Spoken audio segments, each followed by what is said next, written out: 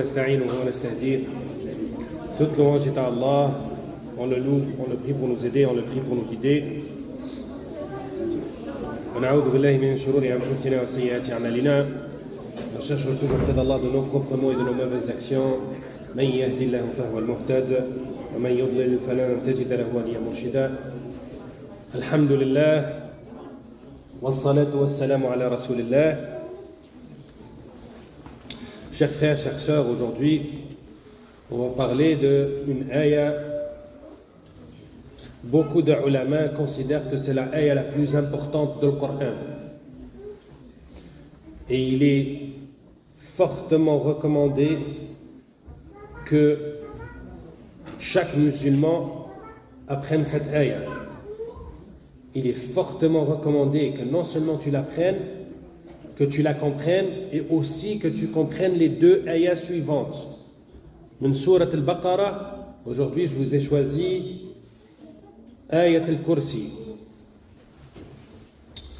Allah nous dit dans Surat al-Baqarah, dans Ayat al-Kursi, Allahu la ilaha illa huwa al-hayy al-qayyum.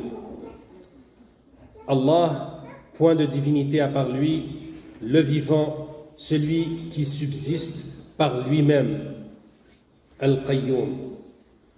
Tout d'abord, Allah, c'est qui Allah?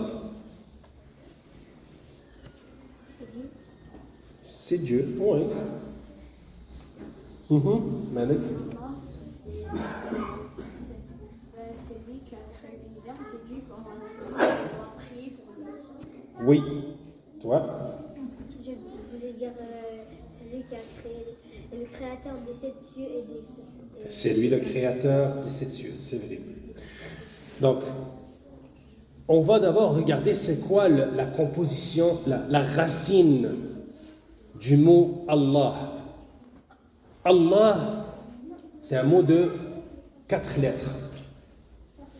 Il y a des ulama qui vont nous dire que ça veut dire Al-Ilah. Al-Ilah, le Dieu.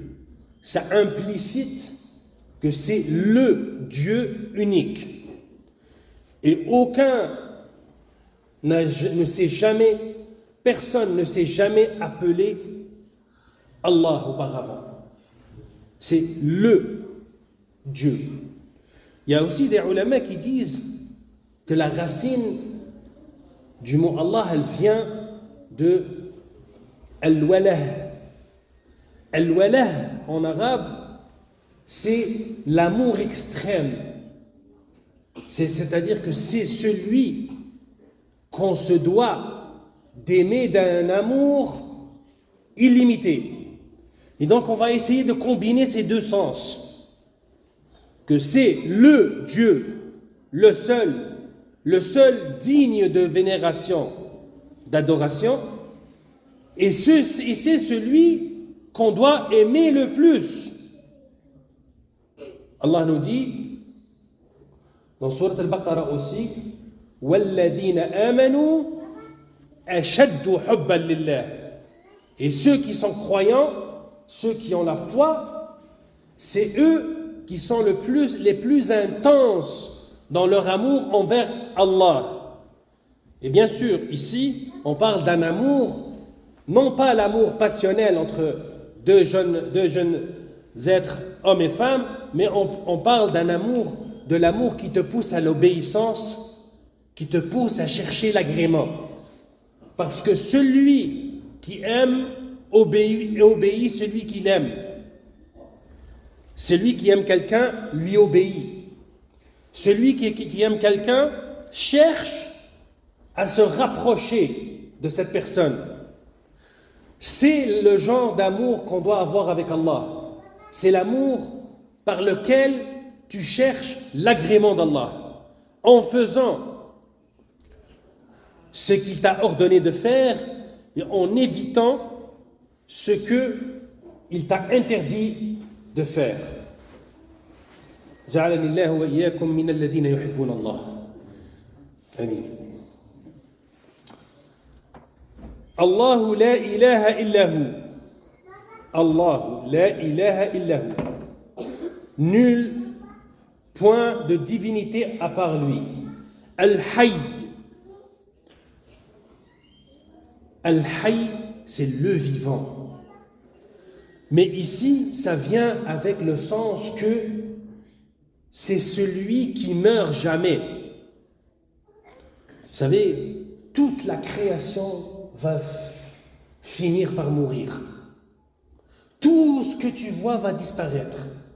Kullu ma alayha fan, tout ce qui est sur terre va disparaître.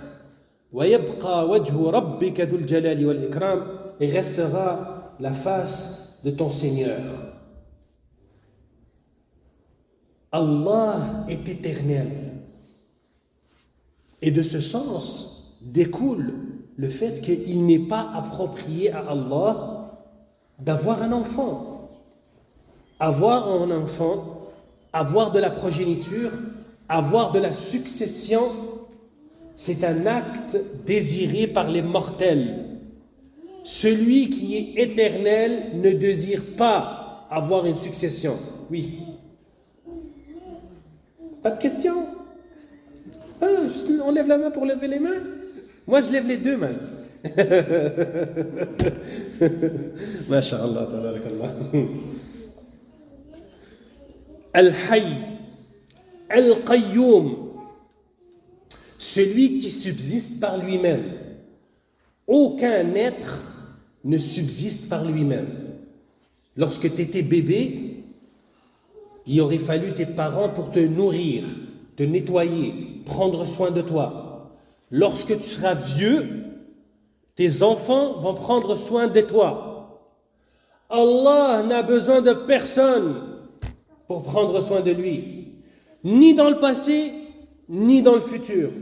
Oui, oui. Pourquoi subsiste? La subsistance, c'est l'existence. C'est ce qui est requis pour exister. Tu as besoin de nourriture, tu as besoin d'air, tu as besoin de soleil, tu as besoin de ta PlayStation. Non, pas besoin de ça. Tu comprends? Allah n'a besoin de rien. Tu comprends? Mais pourquoi tu ris, Khouya? Qu'Allah nous préserve. Ya Rabbi likal hamd. La ta'khuduhu sinatun wa la nawm. Ni somnolence, ni sommeil ne le saisissent. Allah a fait que périodiquement, cycliquement, on a besoin de sommeil, on se sent fatigué, on se sent qu'on a besoin d'un peu de repos. Allah n'a pas besoin de repos. Allah n'a pas besoin de prendre une sieste. Allah, le soir, le matin, il est pareil. Pareil. C'est-à-dire, il est présent. À 3 heures du matin, toi, t'es où? En train de ronfler. Par contre, Allah n'a pas besoin de dormir. Fait que ceux qui ont besoin de dormir ne peuvent pas être Dieu. Tu comprends? Ceux qui ont vénéré leurs prophètes, ceux qui ont rendu des humains comme des dieux, n'ont rien compris à ça. Je n'ai pas compris. T'as pas compris? C'est bien. Il n'y a pas... Oui. C'est vrai.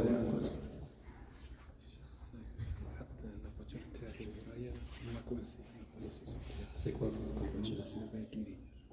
Honda CR-V gris.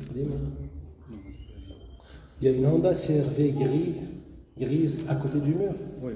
Il y a quelqu'un qui bloque sa sortie. Fait que s'il vous plaît, quelqu'un, je pense que c'est Richard. Je suis pas sûr. Honda, ouais. J'ai parlé avec eux, ils m'ont dit c'est pas. Je ne sais pas. Honda CR-V grise. Oui. Honda CR-V grise. Je pense que c'est Hicham. ربي معك. الله يبارك فيك. لا تأخذه سنة ولا نوم. Donc pour répondre à ta question, Allah nous dit dans le Coran, وَقَالَتِ الْيَهُودُ عُزَيْرُ بْنُ اللَّهِ.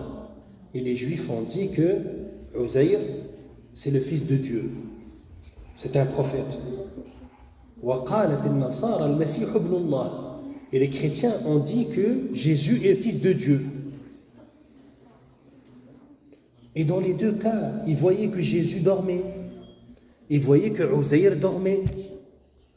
Comment ça se fait-il que tu appelles quelqu'un Dieu alors qu'il a besoin de dormir? T'as compris? Allah te dit, moi j'ai pas besoin de dormir. Ni somnolence, ni sieste, ni dormir. T'as compris? Ça répond-tu à ta question? Il faut qu'on avance un peu, fait que là, une question par 5 minutes. C'est bon? Lahu ma fi as-samawati wa ma fi al-ard. À lui appartient tout ce qui est dans les cieux et sur la terre. Toi, tu appartiens à qui? J'ai posé la question à lui. À Allah. Cette mosquée, elle appartient à qui? La rivière, la montagne, appartiennent à qui? Tout appartient à Allah. Tout, la planète au complet appartient à Allah. Oui, mais il ne faut pas confondre que possession, le droit à la propriété privée, et on ne peut pas aller dans les biens d'autrui et dire que ça appartient à Allah. Allah nous a interdit d'excéder les limites de la propriété publique pour aller chercher des biens à autrui. Tu comprends? Man dha alladhi yashfa'u 'indahu illa bi'idhnihi. Qui peut intercéder auprès de lui sans sa permission? Question. Qui peut intercéder auprès d'Allah? D'abord, est-ce que vous comprenez c'est quoi intercéder?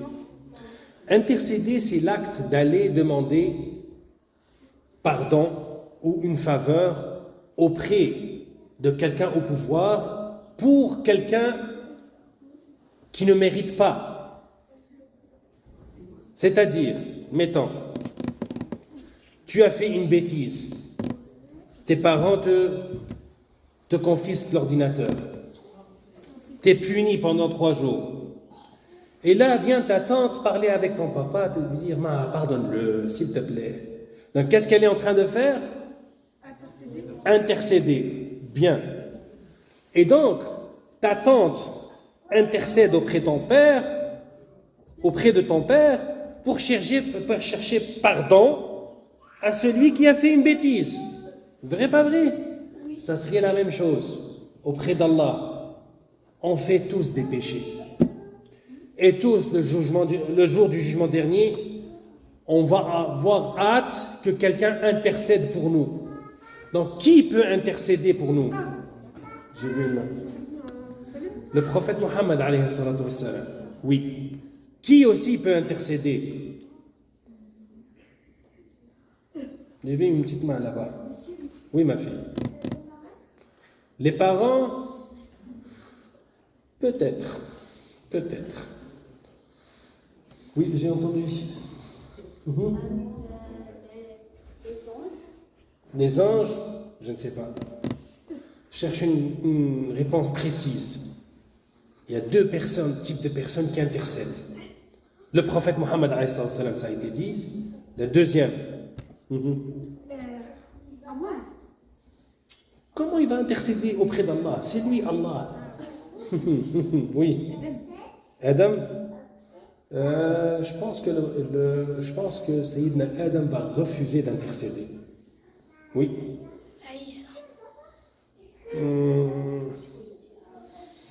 Il y a oui et non, parce qu'à la fin de Sourate Al-A'raf, peut-être le Cheikh Qaïs va nous le dire. إن تعذبهم فإنهم عبادك قال الله يوم هذا يوم ينفع الصادقين صدقهم. C'est pas une intercession ça? Allahu a'lam. Bon, je vous donne la réponse et on passe. C'est Ash-Shuhada, les martyrs. Les martyrs vont pouvoir intercéder le jour du jugement dernier. Je pense que chaque martyr peut intercéder pour 70 personnes. Les 'idhami maqam ash-shahid 'inda Allah. Oui. C'est quoi les C'est ceux... Oui.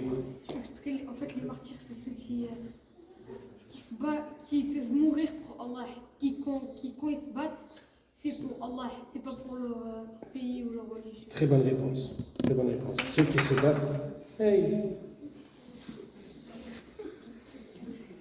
Prochaine fois, 10 push-ups. Bon. يعلم ما بين أيديهم وما خلفهم. Il connaît leur passé et leur futur. Regardez-moi maintenant, regardez-moi. Parce que ça, c'est un verset qui peut prendre beaucoup de sens. يعلم, Allah connaît, ما بين أيديهم وما خلفهم. Hamidullah a traduit ça. Il connaît leur passé et leur futur. Ma bayna yadayk en arabe, c'est ce qui est devant toi. Ça peut être compris sur plusieurs dimensions. La dimension physique, c'est-à-dire ce qui est devant toi, ce que tu vois. Et ce qui est derrière toi, ce que tu ne vois pas. Ça peut être traduit comme ma bayna yadayk, c'est ce qui vient, c'est-à-dire le futur. Wa ma khalfahum, ce qui est derrière eux dans le passé, donc la dimension du temps. Il y a aussi la dimension des connaissances. Parfois tu peux voir quelque chose mais rien comprendre. Mais Allah sait comment que ça fonctionne. Je donne un exemple extrêmement facile. Tu es devant un écran. C'est en train d'afficher des choses, mais est-ce que tu sais comment ça fonctionne à l'intérieur? Les transistors, les calculateurs, comment c'est affiché, rouge, vert, jaune, bleu, tu ne peux pas, tu sais, et pourtant tu le vois et tu ne sais pas comment que ça fonctionne. Allah sait. Donc Allah connaît des choses que toi tu ne connais pas. Allah connaît le futur, toi tu ne connais pas. Allah connaît ce qui est devant toi et ce qui est derrière toi. Allah connaît ce que tu connais dans le passé et ce que tu ignores. Ouais. Et c'est pour ça qu'il dit tout de suite après وَلَا يُحِيطُونَ بِشَيْءٍ مِنْ عِلْمِهِ إِلَّا بِمَا شَاءَ. Et de sa science, il n'embrasse que ce qu'il veut. Dans le fond, tu vas seulement savoir ce que Allah veut que tu saches. Mais en réalité, Allah sait tout. وَمَا أُوتِيتُ مِنَ الْعِلْمِ إِلَّا قَلِيلًا. Et vous n'aurez que très peu de science. On est encore en train d'apprendre, de découvrir. La science humaine est extrêmement limitée. Il paraît qu'on connaît plus ce qui se passe dans l'espace que ce qui est plus que 200 mètres de profondeur dans les océans. Wallahu a'lam.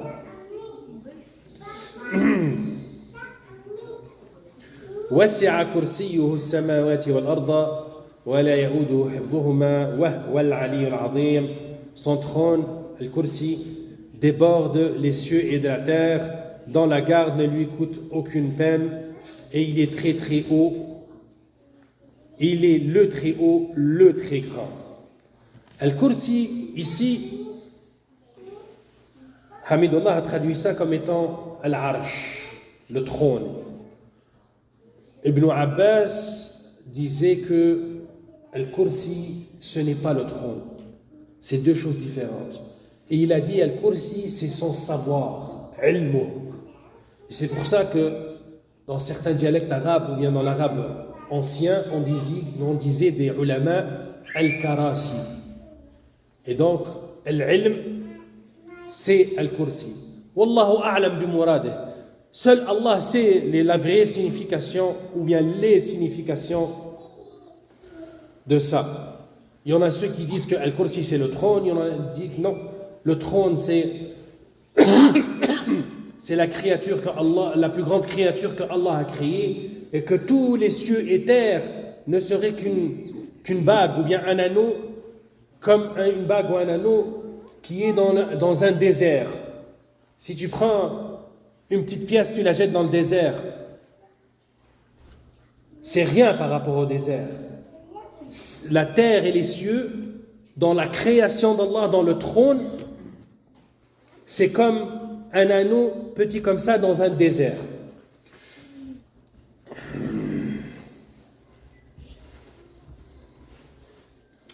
Ensuite, Allah, donc ça, on a fini Ayat al-Kursi.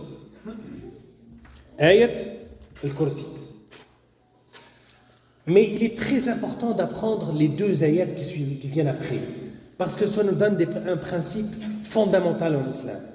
Ce principe, c'est La ikraha fi din. Nulle contrainte en religion. On ne peut pas forcer quelqu'un à croire. Et cette ayah a été révélée parce qu'il y avait un compagnon du prophète alayhi salatu wassalam, en Médine, dont les deux garçons sont devenus chrétiens. Ils sont partis faire du commerce au Cham et ils sont revenus à Médine. Et il est resté longtemps avec eux à débattre pour leur montrer que le prophète de la fin des temps, Sayyidina Muhammad sallallahu alayhi wa sallam, est parmi nous et qu'il vient compléter le message de Jésus alayhi salatu wassalam et qu'il n'est pas convenable que vous soyez chrétiens. Et là, ils ont refusé. Et cette ayah a été révélée au prophète alayhi salatu wassalam que la ikraha fi din, nulle contrainte en religion. Si on contraint les gens à devenir croyants, qu'est-ce qu'on fait d'eux? Une partie d'entre eux va devenir hypocrite parce qu'ils vont devenir des croyants qui ont peur de la réprimande, de la punition, de la vilification publique de ceux qui ont la foi. Et donc Allah nous dit, on ne peut pas forcer quelqu'un à devenir musulman. Et que la contrainte ne vient que contre celui qui vous combat pour arrêter, pour pouvoir défendre les musulmans. Et donc, même à l'époque du prophète alayhi salatu wassalam, il y avait des hypocrites. Et ils priaient parmi eux dans la mosquée. Et le prophète alayhi salatu wassalam les connaissait un par un. Pire encore, Allah va les faire découvrir aux croyants. Allah yafdahum. Parce que lorsqu'on force quelqu'un à devenir musulman, il devient un hypocrite. Wal'iyadhu billah. Et Allah les a décrits qu'ils ne faisaient la salat qu'en présence des autres. وَإِذَا قَامُوا إِلَى الصَّلَاةِ قَامُوا كُسَالَى. Et lorsqu'ils se lèvent pour aller prier, ils sont tout fainéants. يُرَاءُونَ النَّاسَ. Ils le font parce que les gens les regardent. وَلَا يَذْكُرُونَ اللَّهَ إِلَّا قَلِيلًا. Et ne mentionnent Allah que très peu. Et donc Allah nous a dit La ikraha fi din qad tabayyana ar-rushdu min al-ghayy. Car le bon chemin s'est distingué de l'égarement. Après tout, chacun d'entre nous va être devant Allah tout seul. Et chacun d'entre nous, Allah va lui poser des questions à titre individuel. Et c'est lui qui va répondre à Allah. On ne peut pas les forcer. Mais Allah te dit qad tabayyana. C'est bien distinguer le chemin de l'égarement du chemin de la guidée.